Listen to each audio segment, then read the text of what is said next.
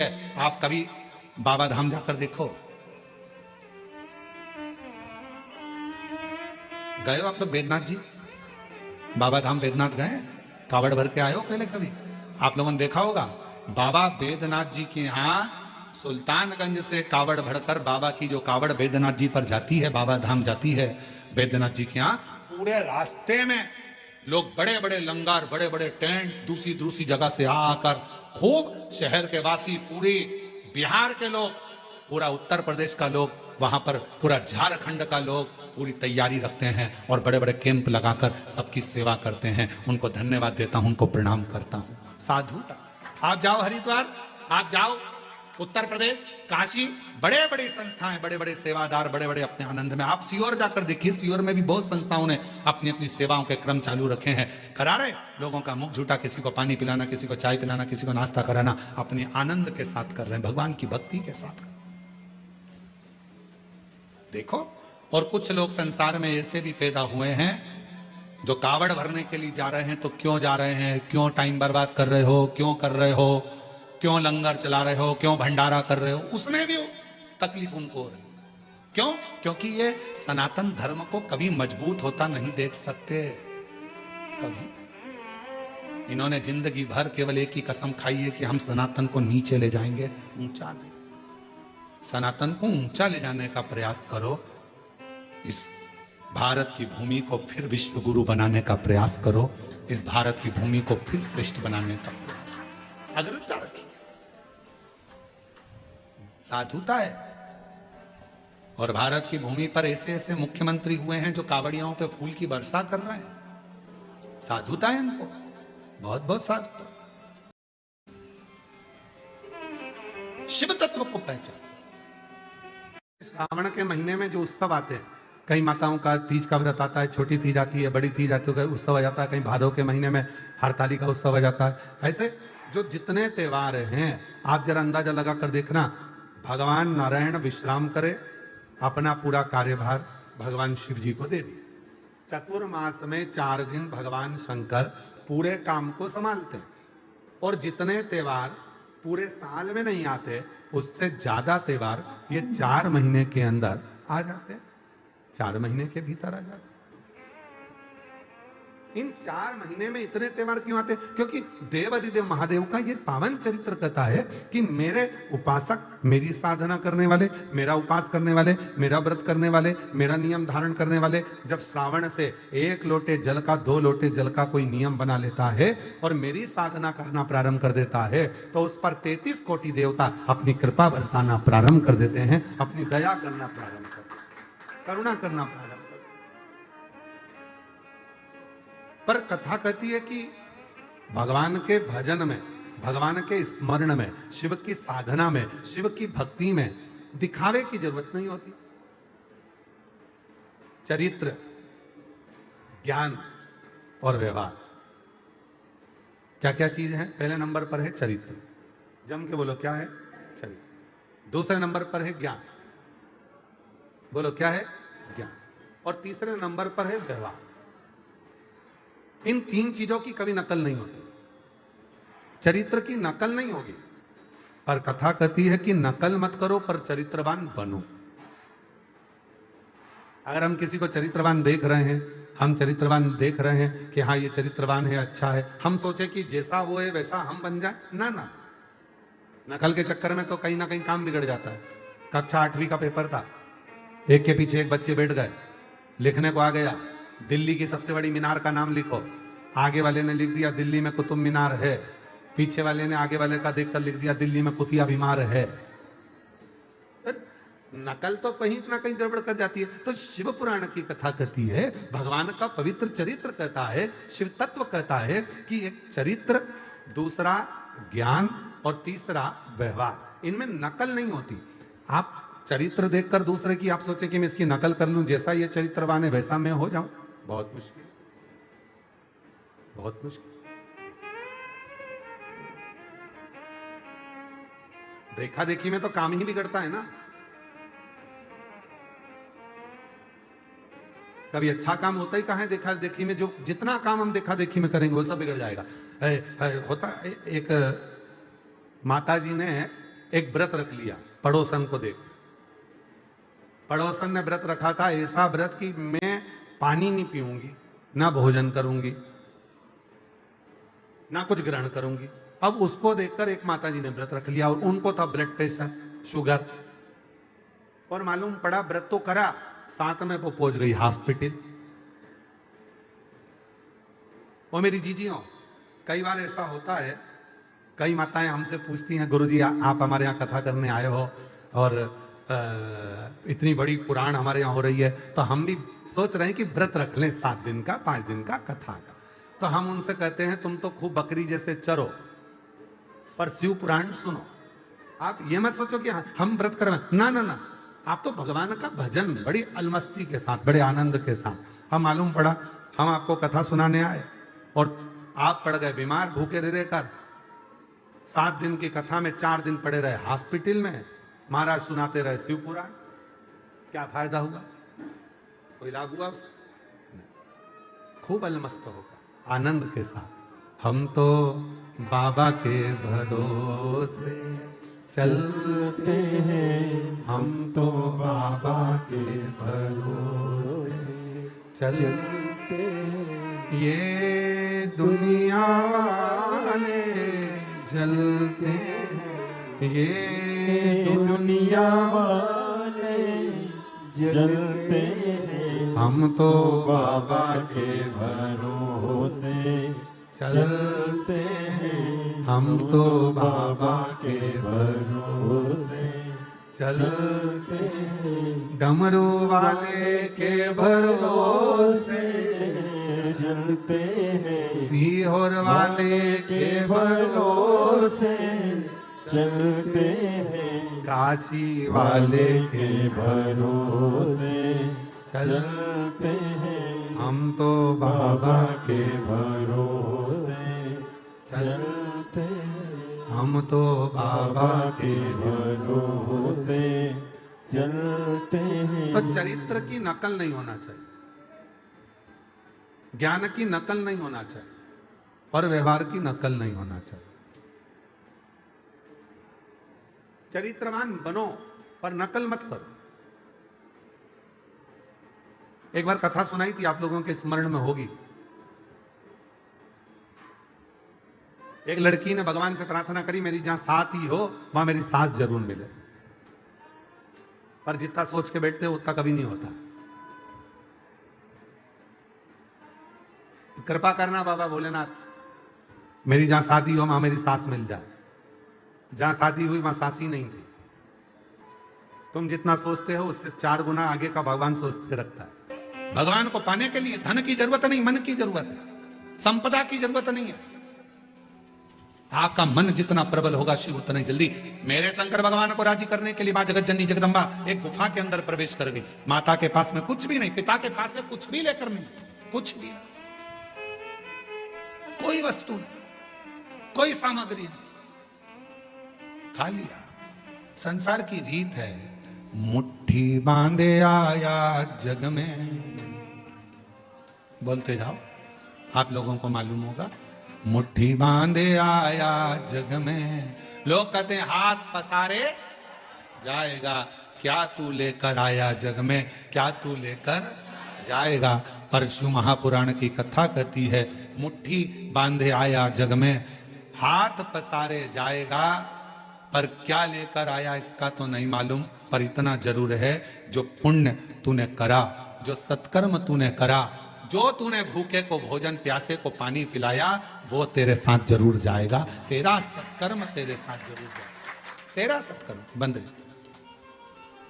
है दोनों, तेरा सत्कर्म तेरे साथ जाएगा। तो अच्छा कर्म कर, और जितने अच्छे कर्म से, जितने अच्छे कर्म के अनुसार, जितने कर्म के अनुकूल तू अच्छा कर्म करेगा, उसके अनुकूल तेरे को फल जरूर मिलेगा। फिर निवेदन, मत बुरे कर्म कर वरना पछताएगा, भगवान की आंखों से तू बच नहीं पाएगा, तू बच नहीं पाएगा। अरे ओ अज्ञानी मत करना, अरे ओ अज्ञानी मत करना, तेरे कर्म का फल भी तू ही पाएगा, जैसा किया तूने तेरे आगे आएगा। मत बुरे कर्म कर बंदे वरना पछताएगा, भगवान की आंखों से तू बच नहीं, हो गया, तू बच नहीं पाएगा। अरे हो अज्ञानी मत करना, अपने कर्म का दंड अपने को भोगना। पर दुनिया को अपना कर्म दिखता कहां है? एक स्मरण में नहीं आ रहा है शिवलिंग का, ओमकारेश्वर में। कौन कौन गया है ओमकारेश्वर? गए हो आप लोग? ओमकारेश्वर की, फिर बंद हो गए। ओमकारेश्वर की जब आप परिक्रमा करेंगे और ओमकारेश्वर की परिक्रमा करते समय जब आप ऊपर पहाड़ी की ओर बढ़ेंगे, ओमकारनाथ जी की पहाड़ी की ओर बढ़ेंगे, एक गौरी केदार मंदिर आता है, गौरी शंकर मंदिर। ये गौरी केदार या गौरी शंकर मंदिर का स्मरण होगा तो कभी, बहुत प्राचीन मंदिर है, बहुत प्राचीन मंदिर। जितने भी लोग ओमकारेश्वर जाएं तो वहां जरूर परिक्रमा मार्ग में ऊपर की ओर जाकर दर्शन करें। परिक्रमा मार्ग बहुत प्राचीन है, कई शताब्दियों पुराना, बहुत प्राचीन, बहुत प्राचीन। वहां एक शिवलिंग है, लगभग 5.5 से 6 फीट की हाइट का, काले पशाण का है, बहुत बड़ा है, बहुत बड़ा।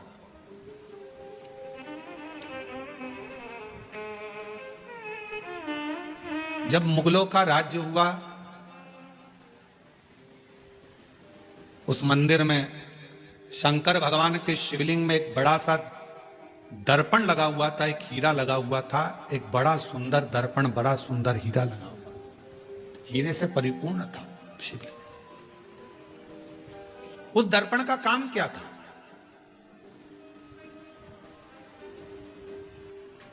उस दर्पण का क्या काम था? उस दर्पण का केवल एक काम था, उस हीरे का एक काम था, जो उसके सामने आता था उसका पुराना जन्म और आने वाला जन्म, वो दर्पण, वो हीरा बता देता था कि अगले जन्म में क्या था, इसने क्या कर्म करा था, और इस जन्म में भोगने के बाद जो अगला जन्म पाएगा उसमें क्या करेगा। वो दर्पण जो शंकर भगवान के शिवलिंग पर जो हीरा लगा हुआ था वो बता देता था। अब उस समय पर जिन मुगलों का राज्य था वो उस मंदिर में गए और उस मंदिर में जाकर उन्होंने, जैसे ही उस राजा को मालूम पड़ा, नवाब को मालूम पड़ा, उसने कहा जरा जाकर देखता हूं, देखूं जरा। और नवाब गया, राजा गया, उसने भगवान शंकर के शिवलिंग के सामने जो हीरा लगा था, दर्पण लगा था, उस हीरे को, उस दर्पण में अपना प्रतिबिंब देखा। उस दर्पण में, उस हीरे में उसने अपना प्रतिबिंब देखा। और जो उसने प्रतिबिंब देखा, प्रतिबिंब देखते ही उसने देखा मेरा पूर्व का जन्म इतना बुरा था और आने वाला जन्म मेरा उससे भी ज्यादा बुरा होगा।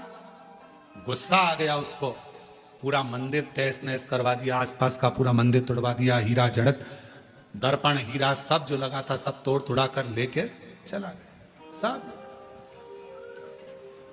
सब टूट गया, सब नष्ट कर दिया। शिव महापुराण की कथा कर रही है, भगवान शंकर का चरित्र कर रहा है, शिव तत्व कह रहा है। अगर वो राजा चाहता तो शिव महापुराण की कथा में लिखा है, दुनिया के सामने आप कैसे भी रह लो पर तुम्हारे कर्म का दंड तो तुमको भोगना पड़ेगा।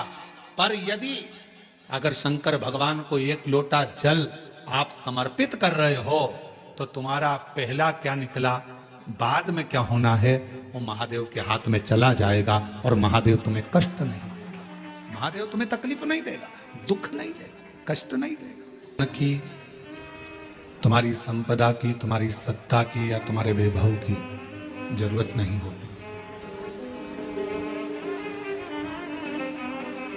शिव जी की सेवा करना है, भगवान शंकर की अगर भक्ति करना है, भगवान शंकर का भजन करना है, सेवा करना है, उसमें भी धन की मूलता नहीं है।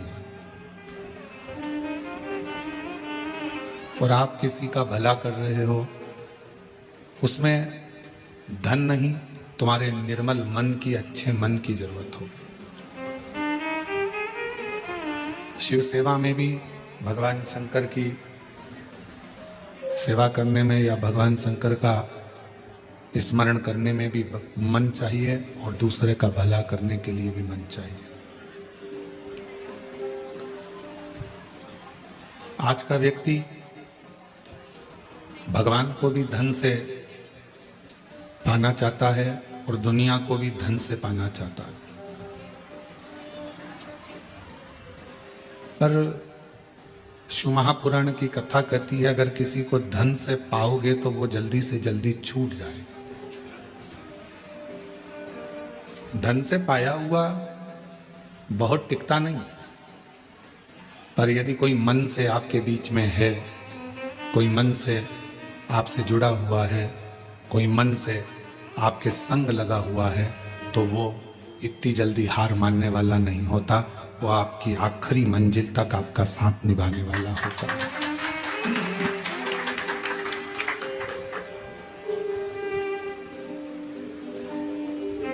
कोई तुमसे कहे कि इतना धन लगेगा और इतना पैसा लगेगा तब भगवान मिलेंगे, तो फिर उसको व्यर्थ ही मानना।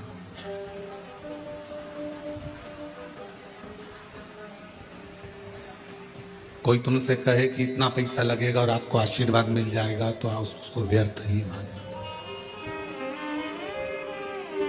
उसकी कोई मूलता नहीं है। हम अपने व्यासपीठ से, अपने इस व्यास गादी से हम बार बार कहते हैं, अगर कोई तुमसे हमारे लिए भी कहे कि सियोर वाले महाराज जी का हम आशीर्वाद दिला देंगे, लगेगा, समझ लेना पक्का झूठ बोल रहा है। क्योंकि हम 4 दिन तो मिलते ही नहीं है, 5वें और 6ठे दिन जो आता है उससे मिलना हमारा कोई उसका शुल्क नहीं रहता, कोई धन नहीं रहता, कोई संपदा नहीं रहती। केवल आप आए और आपका और हमारा मिलना हुआ, 2 क्षण आपका आशीर्वाद हुआ और उसके बाद आप जाए। पर कोई संपदा, कोई धन से ना परमात्मा मिलता है और ना गुरु मिलता है। वो कोई और गुरु होंगे जो तुमसे पैसा लेकर तुम्हारे पास में समय 1-2 घंटे का, आधा घंटा का दे देंगे। हमारे पास इतना समय भी नहीं हम आपको आधा घंटा दें। हम तो केवल आप सामने आए, श्री शिवाय नमस्तुभ्यम, क्योंकि हमारे शास्त्रों में ऐसा वर्णन आता है कि जब भजन का बल आपका और आपके गुरु का दोनों बढ़ता है, तो गुरु केवल कृपा की दृष्टि ही कर देता है, तो कुछ मांगने की जरूरत नहीं पड़ती, अपने आप करने की।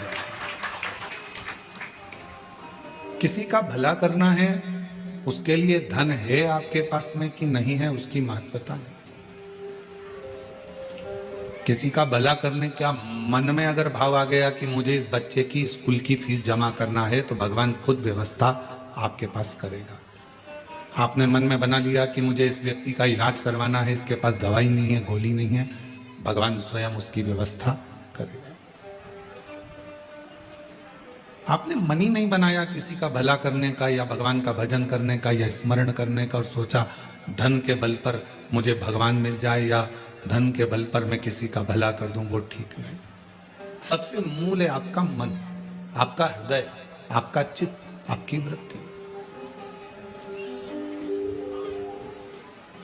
और भगवान शंकर को मानने वाले जितने भी शिव भक्त हैं, जो श्रावण के महीने में भगवान शंकर की आराधना कर रहे हैं, श्रावण के महीने में भगवान शंकर का भजन कर रहे हैं, श्रावण के महीने में शिव महापुराण की कथा को कोरबा छत्तीसगढ़ की पवित्र धरा से ऑनलाइन सुन रहे हैं, उनसे भी कहेंगे, जितने भगवान शिव के मानने वाले हैं, वो अपने अंदर एक बात उठा लेना कि मेरे शंकर भगवान तुम्हारे धन से, संपदा से, तुम्हारी सत्ता से, तुम्हारे वैभव से, तुम्हारी दौलत से कभी भी मेरा शिव प्रसन्न नहीं होता मेरा भगवान, तो तुम्हें जो निशुल्क 1 लोटा जल मिला है, बेलपत्र वृक्ष पर निशुल्क मिली है, और जल की धार और बेलपत्र एक चढ़ाकर आप बाबा को अपना बना सकते हो, शिव को अपना कर सकते हो।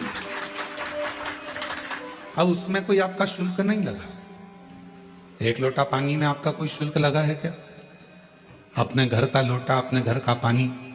यहां तक शिव महापुराण ने कहा कि मंदिर का पानी भी नहीं उठाना, मंदिर का लोटा भी नहीं उठाना, अपने घर से लेकर जाओ, अपना दर्द सुनाने के लिए, अपने मन की बात भगवान को कहने के लिए अपने साथ अपना जल लेकर जाओ।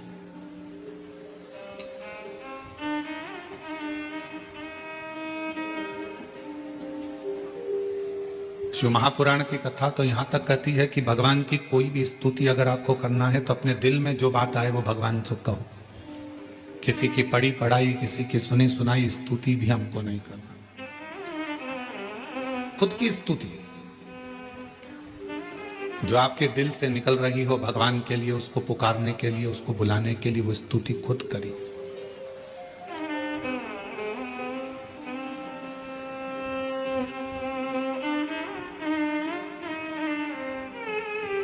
हम ये भी नहीं कहेंगे कि आप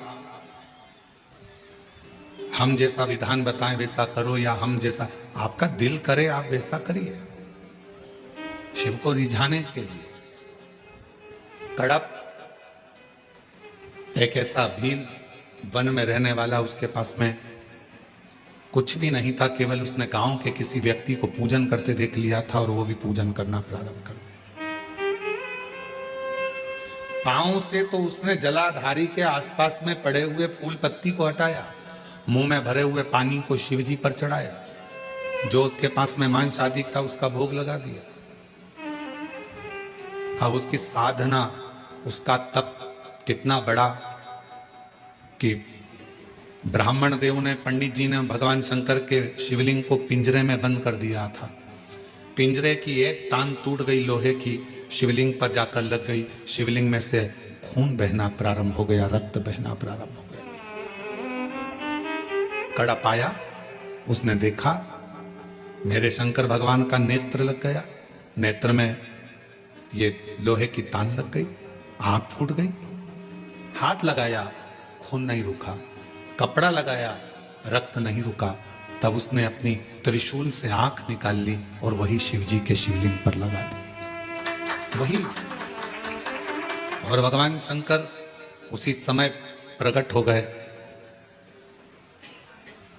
ना मैं तुझे जानता हूं, ना तू मुझे जानता है, केवल तेरी भक्ति। और इतनी विचित्र। कड़प से पूछा तुझे मांग क्या चाहिए? कड़प ने कहा बस इतना दे दीजिए कि संसार में रहने वाला कोई मनुष्य जिसको कुछ भी नहीं आता, आपका मंत्र भी नहीं आता, आपकी साधना भी नहीं आती, आपकी स्तुति भी नहीं आती, पूजन करने का तरीका भी नहीं आता, अगर वो आड़ी टेढ़ी भी पूजन करे, कैसे भी आपके मंदिर तक पहुंच जाए, बस आप जैसे मुझ पर कृपा करे हो ऐसी ही कृपा उस पर भी कर देंगे। ये कड़प ने मांगा।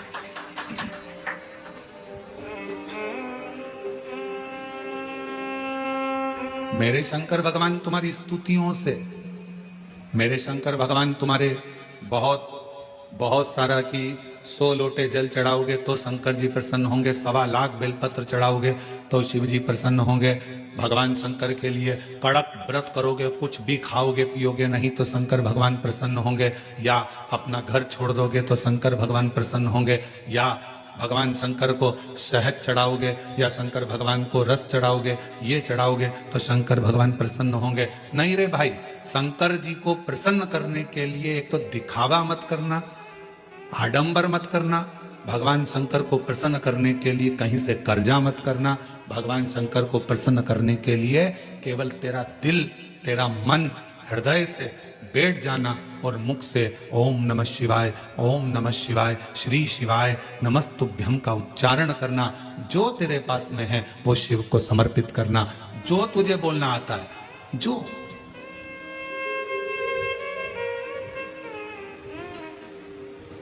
छोटा सा बच्चा तोतला बोलता है, माँ को अच्छा लगता है कि नहीं लगता है? बोलो, जम के बोलो, लगता है। छोटा सा बच्चा किसी से भी अगर तोतरी भाषा में बोलेगा, सबको अच्छा लगेगा।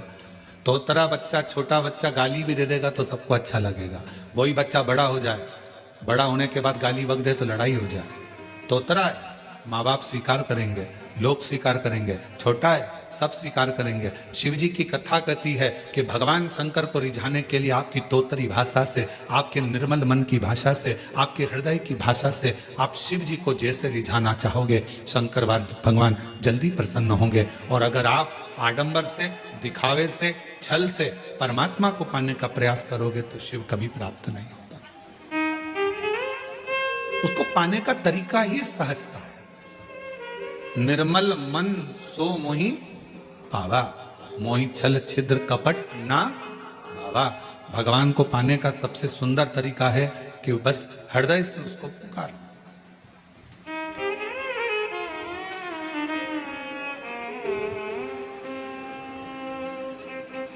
बारिश पड़े तो छाता लिया जाता है और दुख पड़े तो शिव का नाम लिया जाता है। केवल जब दुख आए, तकलीफ आए, कष्ट आए, परेशानी आए, थोड़ा सा भी जीवन में अगर लग रहा है कि हमारी कष्ट की जिंदगी चल रही है, हमारे परेशानी का जीवन चल रहा है, उस समय पर शिव नाम लेना प्रारंभ कर दो। श्री शिवाय नमस्तुभ्यम कहना प्रारंभ कर दो। धीरे धीरे उसका नाम उच्चारण करना प्रारंभ कर दो। घर के दरवाजे पर श्री शिवाय नमस्तुभ्यम लिख दो। गाड़ी पर, बंगले पर, दुकान पर, जायदाद पर उसका नाम लिख दो कि अब हमारे बस का नहीं है, लोग हमको तकलीफ दे रहे हैं, कष्ट दे रहे हैं, अब दुनिया हमारे से नफरत कर रही है, पर मेरे बाबा तू मुझे निभा लेना। पूरी जमीन, जायदाद, मकान, गाड़ी, खुद सब कर श्री शिवाय नमस्तुभ्यम लिख दो, उसके सुप्रत कर दो। एक बहन ने एक पत्र लिखा था कल कि रुद्राक्ष क्यों पहना जाता है, तुलसी की माला क्यों पहनी जाती है। रुद्राक्ष पहनने का कारण क्या है, तुलसी की माला पहनने का कारण क्या है, क्यों रुद्राक्ष पहना जाए, क्यों तुलसी की माला पहनी जाए, उसका कारण क्या है। हम आपसे पूछते हैं, सब बोलना। एक कटोरी में शक्कर ले लो, ठीक है, उसमें तुलसी का थोड़ा सा दल डाल दो, क्या बन गया, जम के बोलो, प्रसाद बन गया। भोजन है, भोजन की थाली में जब तक तुलसी का दल नहीं डाला तब तक वो प्रसाद नहीं हुआ। तुलसी का एक पत्ता, थोड़ा सा दल भोजन की थाली में डल गया, क्या बन गया। इतना बड़ा भगोना भरकर नुक्ति बनी है, सेव बना है, प्रसाद बना है, उसमें थोड़ा सा तुलसी का दल डाल दो, क्या बन गया, प्रसाद। अब शिव का प्रसाद कैसे बनता है, तो कहा भगवान के प्रसाद में जो सामग्री हो उसमें बेलपत्री डाल दीजिए, रुद्राक्ष का भाग उसके अंतर्गत, अर्थात भगवान शंकर स्वयं मां महागौरी से कहते हैं, हे महागौरी, हे गौरी, हे महागौरी। जैसे तुलसी भोजन में डालने पर प्रसाद बन जाती है, उसी तरह संसार का मनुष्य जब किसी रुद्राक्ष को अपने गले में धारण करता है तो वो मेरे लिए प्रसाद बन जाता है, मेरा अपना बन जाता है, उसको मैं स्वीकार कर लेता हूं, वो मेरा अपना है। अब प्रसाद को आप लोग नाली में फेंकते हो क्या, प्रसाद को आप गटर में फेंकते हो क्या, प्रसाद को आप कहीं गलत जगह डालते हो क्या, नहीं, क्योंकि वो प्रसाद बन गया। गले में अगर रुद्राक्ष की माला आ गई, एक रुद्राक्ष तुम्हारे गले में लाल धागे में पड़ा हुआ है, तुलसी की माला तुम्हारे गले में पड़ी हुई है, आप भगवान का प्रसाद हो। अगर चलते फिरते मौत का किसका ठिकाना, मृत्यु का किसको भरोसा, कब प्राण छूट जाए। अगर हमारे गले में रुद्राक्ष पड़ा है, तुलसी की माला पड़ी है और हमारे प्राण छूट भी गए तो हम वो प्रसाद हैं कि हमें नरक में नहीं पटका जाएगा, गलत जगह पर नहीं पटका जाएगा, हमको श्रेष्ठ जगह पर रखा जाएगा। प्रसाद को नाली में नहीं डालते, प्रसाद को गटर में नहीं डालते, रुद्राक्ष पहनने वाला, तुलसी की माला धारण करने वाले को गलत जगह पर नहीं भेजा जाता, गलत जगह। आप गले में अगर रुद्राक्ष धारण करते हो तो शिव का प्रसाद हो। और जितने शिव भक्त इस ऑनलाइन शिव महापुराण की कथा को आस्था चैनल पर श्रवण कर रहे हैं, फेसबुक यूट्यूब पर सुन रहे हैं और सोशल मीडिया पर इस कथा को अगर श्रवण कर रहे हैं, तो उनसे कहूंगा अपने गले में एक रुद्राक्ष अवश्य डालो। तुलसी की माला भी अगर है तो भी एक रुद्राक्ष जरूर डालो। क्यों? अगर गूगल पर सर्च करोगे, फेसबुक यूट्यूब पर सर्च करोगे, इंस्टा पर सर्च करोगे तो उसमें आपको मालूम पड़ेगा एक रुद्राक्ष यदि हमारे गले में होता है तो हमारी बीपी, शुगर, थायराइड इन सबको लेवल में रखता है। और वो ना शुगर बढ़ने देता है, ना शुगर घटने देता है, ना बीपी बढ़ने देता है, ना बीपी घटने देता है। एक रुद्राक्ष अपने गले में होना चाहिए।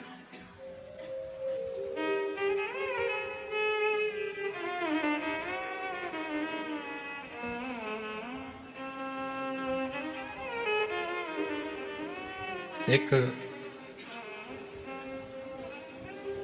शिवा भगत की एक कथा आती है। मालती का एक पुत्र था शिवा,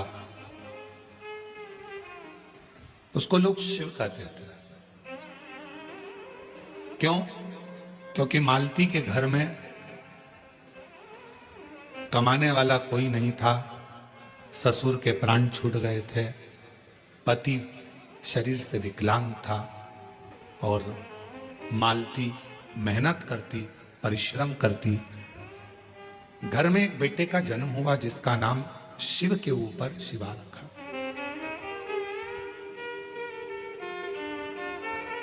पति विकलांग है, पत्नी कमाने जाती है, मेहनत करती है, परिश्रम करती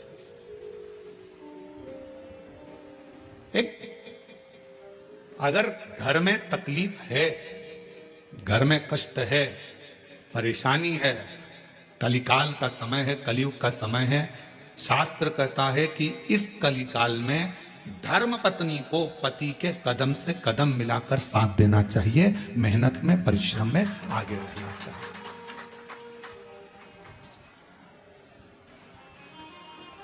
वो समय गया जिस समय पर नारी केवल चौके का काम करती थी और लोग गाली देते थे, अपशब्द कहते थे, ताना देते थे, वो घर में रह लेती थी। आज का समय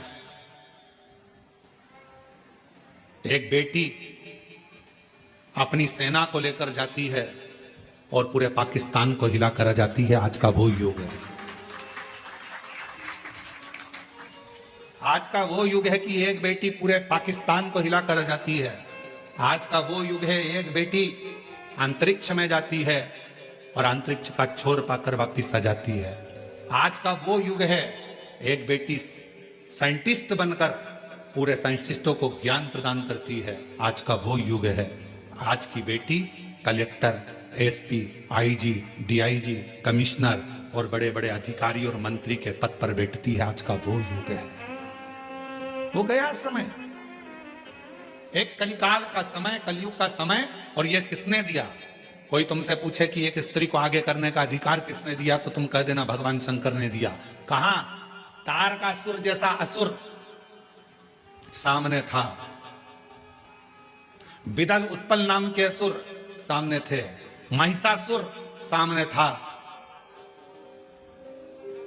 और उस महिषासुर को मारने के लिए संपूर्ण जगत के देवता, 33 कोटि देवता सामने खड़े हुए थे, पर महिषासुर नहीं मरा। आखिरी में विदल उत्पल को मारने के लिए भी मां जगत जननी जगदम्बा को आगे करा गया और महिषासुर को मारने के लिए भी जगदम्बा को आगे करा गया। शंकर भगवान ने कितना सुंदर शब्द किया। पार्वती जी कहती हैं मैं आगे बढ़ूं, शंकर जी कहते हैं एक स्त्री पुरुष से ज्यादा बल रखती है, क्यों चिंता करती हो? एक लाइन आती है, तेरे भक्त जनों पर माता बीड़ पड़ी है भारी, दानव दल पर टूट पड़ो मां करके सिंह सवारी, सो सिंहों से बलशाली, अष्ट भुजाओं वाली, दुखियों के दुख निवारी, ओ मैया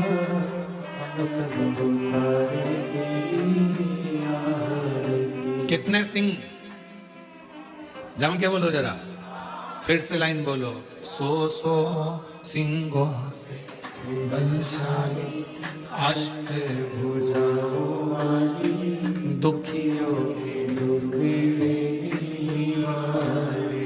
100 सिंहों से तू बलशाली है जगत जननी, 100 सिंहों से। आप जरा विचार करिएगा, किसी व्यक्ति को अगर संबोधित किया जाता है ये तो शेर है, मतलब वन ओनली एक, और बहू को सम्मानित किया जाता है 100 पे भारी है। बोला सही है कि गलत है? एक व्यक्ति को संबोधित किया जाता है वन ओनली, शेर है, और अगर स्त्री को संबोधित किया जाता है तो कभी कभी सास भी कह देती है मेरी बहू तो 100 पे भारी। किसकी सुने? 100 पर भारी। इतनी बोलती है, इतना बोलती है कि 100 लोग बोले इतना बोलती है, इतना तेज है, इतनी तेज, पूरा मार्केट करके गाड़ी उठाए भुड़ भुड़ करके जाए, पूरा मार्केट करके 100 पर भारी। बोलो बोलो, सत्य है कि गलत है? संबोधन अब किसी व्यक्ति के लिए ये तो शेर है, शेर ओनली वन, और वो 100 पूरी 100 भारी है। 100 सिंहों से बलशाली, अष्टभुजाओं वाली, दुखियों के दुखड़े हारे। ओ मैया हम सब उतारे तेरी आरती। अब 100 सिंहों के बराबर उसमें बल है। शंकर भगवान आज के युग में, कलयुग में अगर स्त्रियां नारियां आगे आकर कार्य कर रही हैं, स्त्रियां आगे बढ़ी हैं, तो इसमें सबसे बड़ा योगदान, सबसे बड़ी कृपा मेरे देवादिदेव महादेव की है, जिन्होंने पार्वती जी को आगे करा, मां जगदम्बा को आगे करा। तू असुरों को मार सकती है, तू भद्रकाली बन सकती है, तो कुष्मांडा बन सकती है, तो स्कंदा बन सकती है, और एक समय ऐसा आए तो तू अन्नपूर्णा भी बन सकती है। याद करिए, जब पूरा विश्व भूख से बिलख रहा था, पूरा विश्व, अकाल पड़ गया पूरी सृष्टि में, तड़पने लगे लोग, पक्षी मरने लगे, पशु मरने लगे, मानव मरने लगे, कुछ नहीं बचा। शिव अखंड समाधि में डूबे हुए थे, और शंकर भगवान अखंड समाधि में थे। देवता आए शिव जी से प्रार्थना करने के लिए, शिव जी उठते नहीं। ब्रह्मा जी आए, शिव जी उठते नहीं। इंद्र आए, शिव जी उठते नहीं। अखंड समाधि में लगे भगवान देवादिदेव महादेव, उठने का नाम नहीं, नेत्र बंद, क्या हो रहा है मालूम नहीं। पर पार्वती माता से रहा नहीं गया, सूचना मिली पूरा ब्रह्मांड हिल रहा है, सब भूख और प्यास से तड़प रहे हैं। तब मां अंबा जगदम्बा माता पार्वती ने विचार करा, मेरे बच्चे, ये संसार के लोग भूख से तड़प रहे हैं। तब मेरी मां अंबा जगदम्बा जी ने तुरंत अन्नपूर्णा का रूप धारण करा, भूमि पर चरण रखकर धान उत्पन्न किया, धान उत्पन्न किया, और चरण रखकर धान लेकर मेरी मां थोड़ा सा अन्न का भाग लेकर, जो मेरी अन्नपूर्णा माता ने जीवों का भरण पोषण करना प्रारंभ करा, तो माता जी को अन्नपूर्ण सदा पूर्ण शंकर प्राण वल्लभ है। भगवान शंकर की प्रिया मां जगत जननी पार्वती जी जगत का भरण पोषण करने वाली हो गई। भगवान शिव के नेत्र खुले, शंकर भगवान के नेत्र खुलते से उनको भी, जब बहुत हजारों वर्ष की तप साधना कर ली, तो उठते से ही कुछ भूख से भाव में आई, भोजन का भाग मांगने के लिए स्वयं अन्नपूर्णा के दरवाजे पर चले गए। स्वयं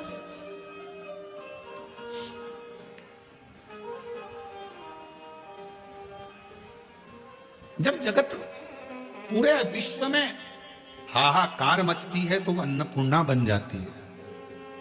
अगर नारी को अगर शक्ति दी है तो किसने दी? शिव ने। शंकर भगवान की सारे चरित्रों को उठाकर देखिएगा, केवल देवादिदेव महादेव अपना अर्ध नारीश्वर स्वरूप का दर्शन कराते हैं। आधा शिव आधा पार्वती। पार्वती तू मेरी शक्ति है, शक्ति ही शिव है और शिव ही शक्ति है, दोनों। अब उसको समझने वाला समझे, ना समझने वाला ना। मालती बेटे का नाम शिवा रख दिया। गांव से विकलांग था, करता कुछ नहीं था, अकेली मेहनत करने जाती है, परिश्रम। अब दुनिया की रीति है, जब एक नारी पुरुष की तरह आगे बढ़कर काम करती है और आगे बढ़ने का प्रयास करती है तो दुनिया के लोग ताना देने का प्रयास करते हैं। उसका विल पावर कमजोर कैसा करा जाए, उसको तोड़ा कैसे जाए, उसको झुकाया कैसे जाए, उसको अंदर से तोड़ने का प्रयास करते हैं। पर जितनी भी मेरी बेटियां इस कथा को सुन रही हैं, जितनी मेरी जीजियां इस कथा को सुन रही हैं, जितनी मेरी माताएं इस कथा को श्रवण कर रही हैं, दुनिया का कोई व्यक्ति तुम्हें कितना भी ताना दे दे, कितनी भी गाली दे दे, तुम्हारे ऊपर कितना भी अपशब्द कह दे, तो भी अंदर से टूटना मती, दमदारी से चलते रहना, आगे बढ़ते रहना। तुम्हारा कर्म तुम्हारा जवाब देगा, तुम्हारा कर्म तुम्हारा जवाब देगा। तुम तो बढ़ते चलो, हाथी की अलमस्तता में आगे बढ़िए, कुत्ते पीछे चिल्लाते रहेंगे। कुत्तों की वो औकात नहीं होती जो सामने आकर भोग दे, कुत्ता हमेशा पीछे ही भोगता है। तुम अपनी अलमस्ती में चलो मेरी बहनों, तुम अपनी अलमस्ती में चलिए मेरी जीजियों, अपनी लगनता, अपनी कर्मता। मैं मेहनत करूंगी, पढ़ाई करूंगी, परिश्रम करूंगी, मैं आगे बढ़ूंगी। लोग ताना देंगे, अपशब्द कहेंगे, गालियां देंगे, आपके बारे में आड़ा टिड़ा विचार रखेंगे, पर आप एक हाथी की तरह बढ़ते चले जाना, क्योंकि कुत्ता पीछे ही भोगता है, हाथी के सामने नहीं आ पाता। कुत्ते का काम है पीछे भौंकना, वो हाथी के सामने नहीं आ पाता, क्योंकि कुत्ते को भी मालूम है कि हाथी के पांव में वजन है, सामने आऊंगा तो दुबस देगा, इसलिए कुत्ता केवल पीछे ही भौंकता है, उसकी वहीं तक सामर्थ्यता है।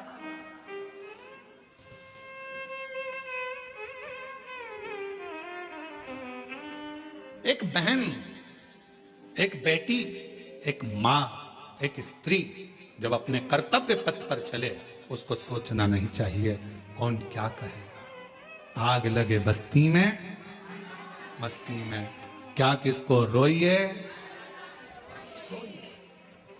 कौन कहेगा, क्या बोलेगा, बोले। हम तो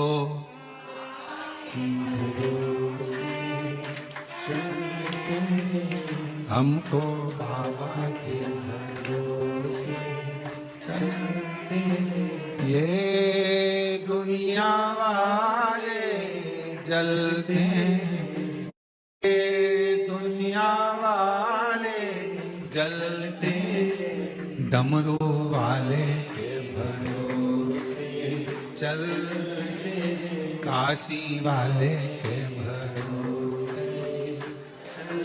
अपनी मस्ती में मेरी बहनों, मेरी जीजियों, मेरी बेटियों, अपनी मस्ती में अपने कर्तव्य पथ पर आगे बढ़ो। गली गली में कुत्ता मिलेगा, क्या हाथी सबसे भिड़ता है? बोलो बोलो, जम के बोलो। गली गली में कुत्ता मिलेगा, क्या हाथी सबसे भिड़ता है? नहीं।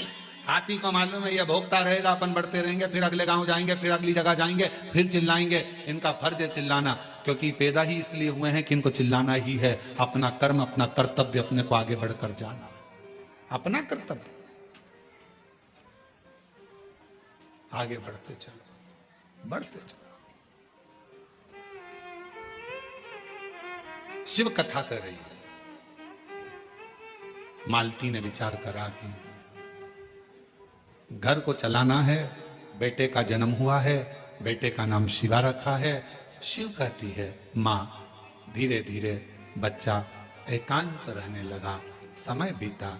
एक दिन मां काम में लगी रहती, बच्चे को घर में जब भरण पोषण का कुछ ना पड़ा, कुछ भी, जिस जगह पर मां काम करती थी उसी जगह पर उस बच्चे को काम पर लगा दिया और कह दिया मेरा स्वास्थ्य ठीक नहीं, सेठ जी मैं आपकी दुकान पर, आपके घर पर कार्य करने नहीं आ सकती, अब मेरा पुत्र है। ये कथा कोई पुरानी नहीं, इसी कलयुग की है, इसी कलयुग। आपके यहां ये मेरा पुत्र आएगा। छोटा सा लड़का, 9 वर्ष की उसकी आयु, सेठ जी के घर कार्य करने जाता तो सेठ जी का गांव बहुत दूर था। वहां से आता, बेटे को भय लगता, डर लगता, क्या करे। माँ के पास आकर बोला माँ, सेठ जी कभी रात्रि को छोड़ते अकेले जंगल में आने में मुझे भय लगता है। माँ कहती क्या भय? हाथ पकड़ा बेटे का माँ ने, शंकर भगवान के शिवालय में लेकर गई, शिव जी के गले में पड़ी हुई रुद्राक्ष की माला निकाली, माला निकालकर बेटे के गले में डाल दी और कह दिया केवल तू अकेला नहीं, तेरा महादेव तेरे साथ चलेगा, हर पल हर घड़ी हर क्षण रहेगा। और मालती की कथा कहती है, भगवान शंकर का चरित्र कहता है, रात्रि के समय पर बेटा शान से धड़क बेधड़क चलकर आता था।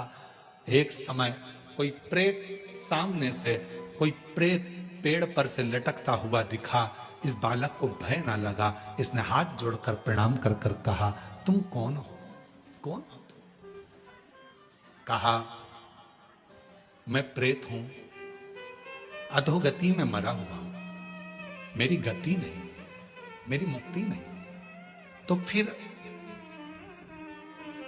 आपका मोक्ष नहीं हुआ तो मेरे जैसे मनुष्य को आपकी वाणी क्यों सुनाई दे रही है? प्रेत का शब्द एक एक शिव भक्त के हृदय में बैठना चाहिए। इस प्रेत के शब्द को, प्रेत कहता है मैं मनुष्य जैसी वाणी नहीं बोल सकता था।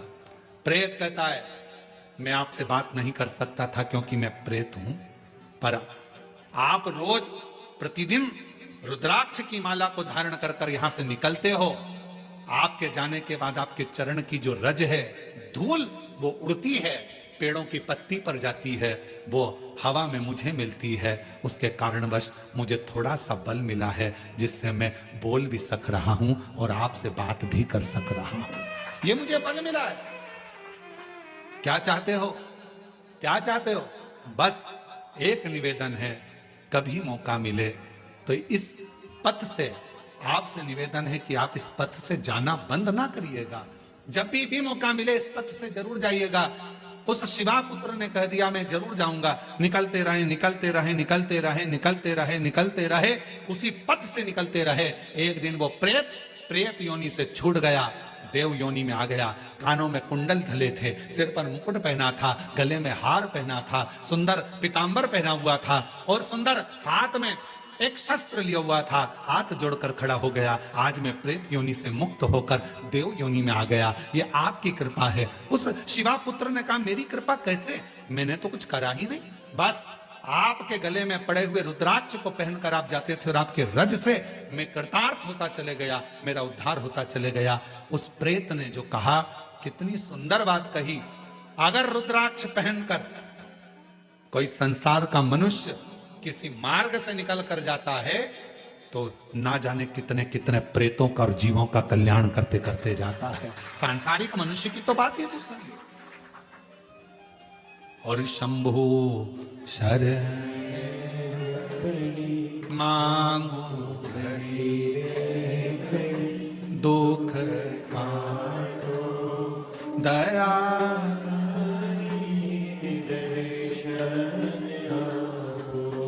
शंभु शरण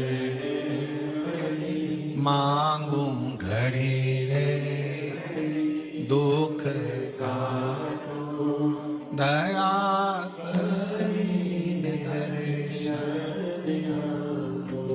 एक प्रेत की भी गति रुद्राक्ष धारण करने वाले जीव से हो जाती है।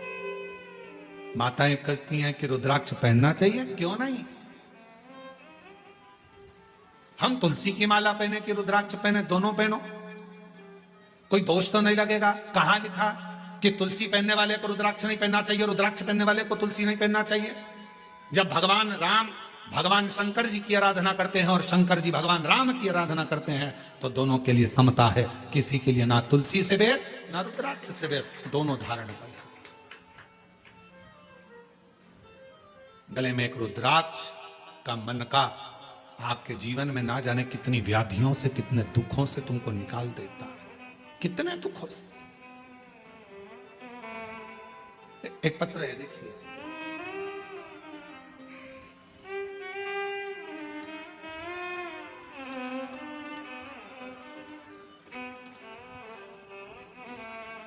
रुक्मणी पटेल, शिव नारायण पटेल, ग्राम रामपुर, जिला कोरबा, रामपुर करतला, छत्तीसगढ़ से है। 12 वर्ष तक मेरे यहां संतान का सुख नहीं हुआ। हमने मेडिकल टेस्ट कराया, टेस्ट बेबी करवाया, सब कुछ करवाया, पर संतान का सुख नहीं हुआ। तब किसी ने कहा कि सफेद आंकड़े की जड़ का प्रयोग करो और भगवान शंकर का पशुपति व्रत करो, टीवी पर कथा आती है वो सुनो। हमने सब कुछ किया। फिर बाद में जब संतान का सुख नहीं आया तो फिर वापस व्रत किया और कोकड़ी में आपकी कथा थी वो श्रवण करी। बाबा की ऐसी कृपा हुई गुरुदेव, मेरे बाबा ने 12 साल के बाद मुझे संतान दी। मैं बाबा को प्रणाम करती हूं।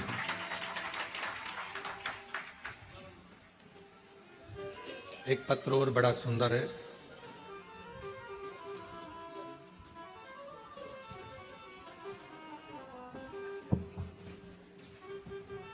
एक रुद्राक्ष के जल की क्या महत्वता इस पत्र में देखिए। मेरा नाम श्रीमती रितु डिक्सेना, ग्राम हरदी बाजार में रहती हूं। हरदी बाजार की पुत्र वधू हूं। बाबा, शादी के 12 वर्ष के बाद 2023 में मेरे गर्भ में मुझे तकलीफ हुई। पहले डॉक्टरों को दिखाया तो बच्चेदानी में छाले बता दिए। फिर डॉक्टर को दिखाया तो गर्भाशय में बच्चेदानी में 7 गठाने हो गए। घबरा गए। डॉक्टर ने कहा यह गठानों की जांच होगी, मालूम पड़ेगा कि कौन सी बीमारी है। हम लोग घबरा। तब किसी ने कहा कि सीहोर जाकर अगर वहां का रुद्राक्ष लाया जाए, और सीहोर गए। वहां से आकर गुरुजी हमने पशुपति व्रत भी किया। रुद्राक्ष को पानी में गलाकर उसका जल पीना प्रारंभ करा। और फिर 29/5/2025 में हम बिलासपुर में फिर चेकअप कराने के लिए गए। बाबा ने ऐसी कृपा कर दी, कोई ऑपरेशन करने की जरूरत नहीं पड़ी। और बाबा की कृपा से मेरी पूरी रिपोर्टें नॉर्मल आ गई, जिन रिपोर्टों को मैं अपनी फाइल में भी लगाकर लाई हूं कि मेरी सारी रिपोर्ट बाबा ने नॉर्मल कर दी। शिव शिव है, शंकर शंकर है, शिव शिव है। एक रुद्राक्ष यदि गले में पड़ा हुआ है, एक रुद्राक्ष यदि हम उसका जल पी रहे हैं, एक रुद्राक्ष हमारे घर में हम रख रहे हैं, उसका जल पी रहे हैं, या हमारे गले में धारण कर कर रख रहे हैं, उसका फल आ जाए हमको मिलता जरूर।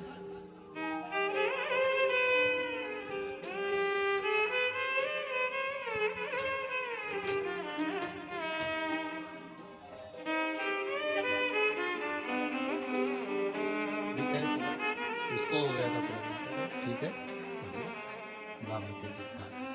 आप ही को तकलीफ हो गई थी, बच्चादानी में 7 गठाने हो गई थी और छाले पूरे बच्चादानी में हो गए थे। डॉक्टर की कृपा, भगवान शिव की करुणा और साथ में शिव की उदारता से रुद्राक्ष के जल से आज पूरी बच्चेदानी की गठाने भी गल गई, छाले भी समाप्त हो गए। और शिव की कृपा और तेरी कृपा का क्या है भरोसा, कब किस पर हो जाए जरा सी हम पर कर दो, जरा सी हम पर कर दो।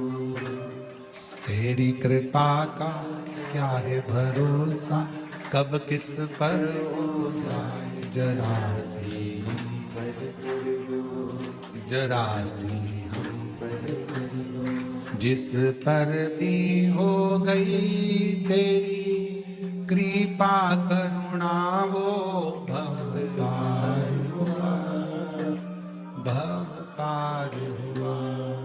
पापी हो जाए जितना उसका भी बाबा उद्धार हुआ, उद्धार हुआ।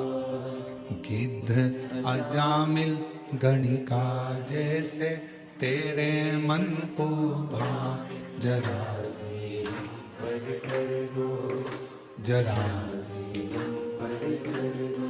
तेरी कृपा का क्या है भरोसा, कब किस पर हो जाए जरा सी हम पर कर दो, जरा सी हम पर कर दो। शिव कृपा, शिव करुणा। एक छोटा सा रुद्राक्ष गले में पड़ा रहना है, डले रहे। कितनी कितनी तकलीफों से, कितने कितने दुखों से, कितने कितने कष्ट से वो रुद्राक्ष आपको निकाल देता है, कितने कष्टों से। शिव महापुराण की कथा करेंगे। शंकर भगवान की भक्ति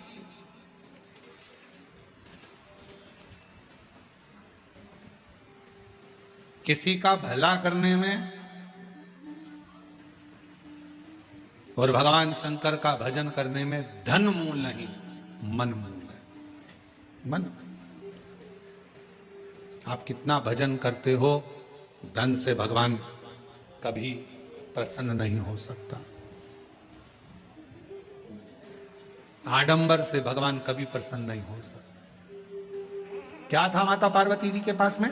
जिस समय मां पार्वती जी की अवस्था 6 वर्ष की हो गई और मां पार्वती जी अपना भवन छोड़कर वन में चली गई अपनी सहेलियों के साथ। एक गुफा में प्रवेश कर गई माता पार्वती जी। छोटी सी गुफा में रहकर माता पार्वती जी ने तप साधना प्रारंभ कर दी।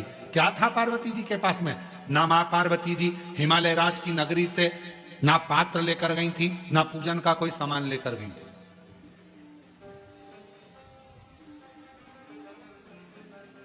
कोई वस्तु माता पार्वती जी लेकर नहीं गई।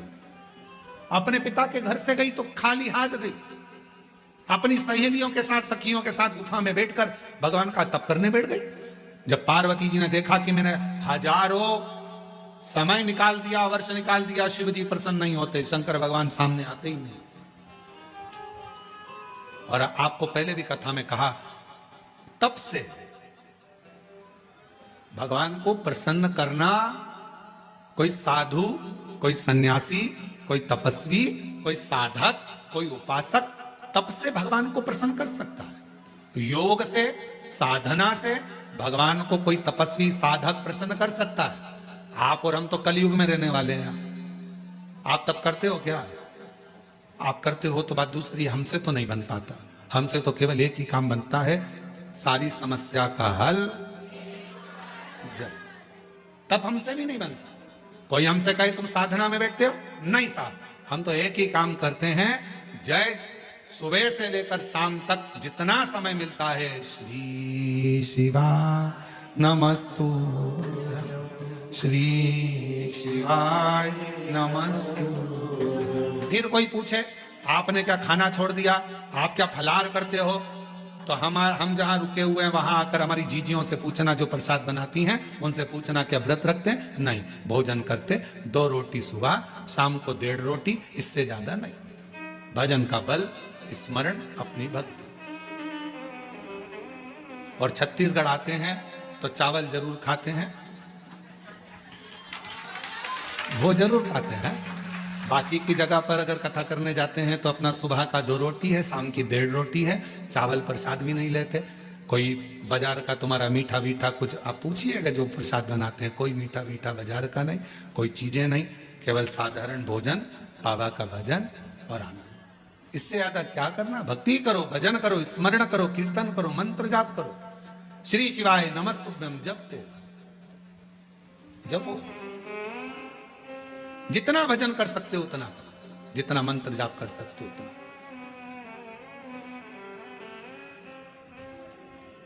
और हम तो शर्मा जी आपसे भी कहेंगे, हमारा जो प्रसाद बनता है उसमें थोड़ा प्रसाद कभी योग बन जाए तो पाना, शंकर जी की प्रसादी कभी योग बने तो जरूर लीजिए, प्रसाद का भाव। और बनाने वाला भी कौन होता है? माताएं तो रोटी सेकती हैं और हमारे पंडित जी सब्जी से बनाते हैं, या आशीष भैया सब्जी बना देते हैं। जो भाजी अपने बच्चे लोग बनावे, पा लिया आनंद। शिव तत्व की प्राप्ति हो, शिव तत्व। ना हमसे तप बनता, और हमें भरोसा है आपसे भी नहीं बनेगा। आपसे कोई कहते पेड़ के नीचे बैठी रहे, सिर पे पल्लू लेके बैठी 4 घंटे तक, बनेगा? घर छोड़ सकते हो? नहीं। नदी पर जाकर बैठ सकते हो? थोड़ा सा नदी में पानी बड़ा बारिश में तो पीछे खसक जाओगे, तुरंत नहीं बन सकता। ना हमसे तप बन रहा है, ना साधना बन रही है, ना हमसे कोई ऐसा व्रत बन रहा है। पहले के व्रत आज के व्रत में अंतर है। आज के व्रत में तो पेट भरकर फलाहार कर लो, फिर भूख लग जाती है, फिर सेव फल खा लिया, केला खा लिया, पपीता खा लिया, रात्रि के फिर फलाहार की तैयारी, फिर वो खाने के बाद फिर दूध पीने की तैयारी, फिर आधी रात को फिर पति को नींद नहीं आ रही, पति बोले तेरा व्रत है, हाँ आज एकादशी है। पति ने मन में सोचा 11 बार खा लेती, एकादशी पूरी हो जाती, क्यों ना खा? व्रत नहीं। ना हम तप कर पा रहे, ना साधना कर पा रहे, ना व्रत कर पा रहे कली काल में। इसलिए तुलसीदास बाबा ने लिख दिया, कलयुग केवल नाम आधारा। इसलिए तुलसी बाबा ने लिखा कलयुग में कुछ नहीं बने तो एक काम करो, राम राम राम राम जपते रहो, शिव नाम जपते रहो, कृष्ण नाम जपते रहो। तुम्हारे दिल में जो बैठ जाए, जिसका तुम भजन कर सकते हो उसको भजो। भगवान का भजन करने में मन लगा लो। तुम जितना जपोगे आडंबर से दूर रहोगे, तुम जितना जपोगे सबसे दूर रहोगे। इसलिए कलिकाल में एक नियम बना लिया, सारी समस्या का हल। फुर्सत मिले 2 मिनट जाओ, शंकर जी को जल चढ़ाओ। अपने शिव के लिए अगर तुम 2 मिनट का समय मंदिर जाने का निकाल लोगे तो भगवान शंकर भी अपने समय में से तेरा दुख हरने के लिए तेरे दरवाजे पर आकर खड़ा हो जाएगा। समय निकालो। आजकल का जमाना यही है, तुम किसी के यहाँ जाओगे तो कोई तुम्हारे यहाँ बोलो तो आएगा। बहन के घर शादी में जाओगे तो बहन तुम्हारे घर शादी में, तुमने अपनी बहू को भेज दिया तो वो भी बहू को भेज देगी। और तुम्हारे जाने में और बहू के जाने में अंतर है। बहू शादी में जाती है, काम वाम नहीं करती, कुर्सी पर डेंटिंग पेंटिंग करके बैठ जाती है। काम करेगी क्या? नहीं। मौसी सास की आई है, फैलारा पड़ा है तो पड़े रहने दो, सामान पड़ा है तो पड़े रहने दो। पर बहन के घर शादी में बहन जाती है, जितना सामान आता है, कपड़े आए, मायरे का सामान आया, सारा सामान संभालती है। मिठाई के डब्बे इधर रखेगी, बर्तन उधर रखेगी, सामान उधर रखेगी, बहन संभालेगी, बहू नहीं। अब तुम्हारे यहाँ शादी में तुमने बहू को भेजा तो उसने भी बहू को भेज दिया। तुम आती तो वो भी, तुमने संभाला तो वो भी संभालती। हमारी जीजी ने हमारे यहाँ काम संभाला था भैया, उसके घर काम आया है, हम भी जाके संभाल लेंगे क्योंकि हमारी बहन ने हमारे यहाँ संभाला था। वीडियो के माध्यम से आप लोगों को प्रश्न गुरुजी द्वारा बताया शिव पुराण की कथा सुनाई जा रही है। 5 अगस्त की कथा कैसी लगी? अच्छी लगे तो वीडियो को लाइक शेयर एंड सब्सक्राइब जरूर करें। धन्यवाद दोस्तों।